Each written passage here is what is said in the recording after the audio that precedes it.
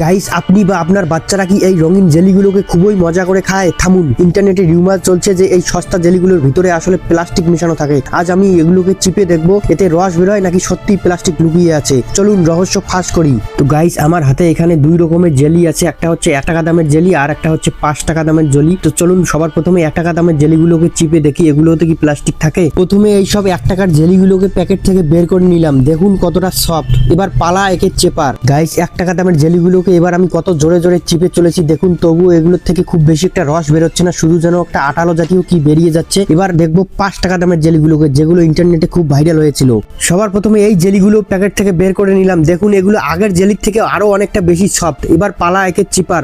ও ভাই, কত রস বেরোচ্ছে দেখুন। তবে ইন্টারনেটে কি মিথ্যে খবর দেখালো? দাঁড়ান, এখনো শেষ হয়নি। অধিকাংশ রস বেরিয়ে গেছে, কিন্তু আমার হাতে এখন কি দেখুন গাইস, আমি যত জোরেই টিপি এই জিনিসটা কিন্তু গলে যাচ্ছে না। এটা কেমন অদ্ভুত, একদম রাবারের মতো, টানলে ছিঁড়ছে না, ঠিক প্লাস্টিকের মতো ফিল হচ্ছে দেখুন। তো আপনারা কারা কারা অনেক বেশি জেলি খান কমেন্ট করে জানান।